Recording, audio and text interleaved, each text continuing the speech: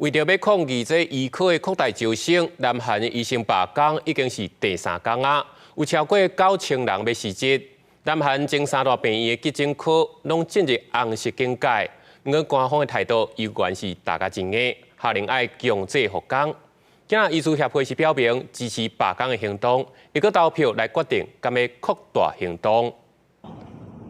病人家己塞轮椅经过病院大厅，34岁金先生因为发生意外，脚摔断去，本来要紧急开刀，不过即马却因为南韩的医生罢工，和首尔3间病院拒绝。 이제 아무래도 의사가 환자를 돌보는 게 직업이잖아. 그 사람들의 원칙도 있고 뭐 환자들도 있고 하니까 환자라는 게 뭐 매일 생기잖아요.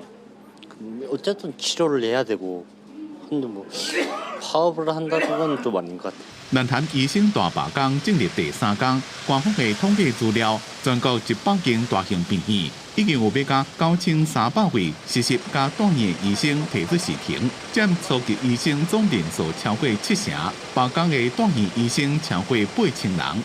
南韩前3大病院急诊科进入红色的警戒，成为无存几个。南韩政府立场正强，对医生下复工的命令。 那拒绝登去工作的住院医生，除了有吊扣执照的行政处分，也无排除向检方告发。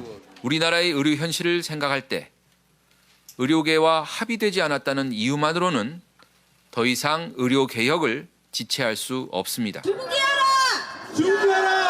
几落百位首尔医学会医生伫咧总统府头前示威，大声喊着废除威胁人民健康的政策，加停止顶下医生的口号。大韩医生协会是听医生的行动，公众的投票确定所有的会员是不是赞成采取集体行动。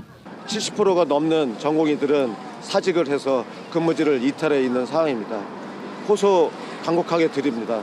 대통령, 정부는 우리 의료계의 과도한 의대 정원 문제에 대해서 원점에서 재논의해 주시기를 바라겠습니다. 南韩政府为了要应应未来人口老化的需求，决定增加65派的医学院招生名额，每年增加差不多2000人，引起医界不满。政府甲医生拢买让步，愈来愈多病人的手术被迫延期或者是取消。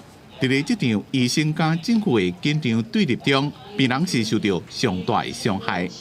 公司新闻陈伟林编写。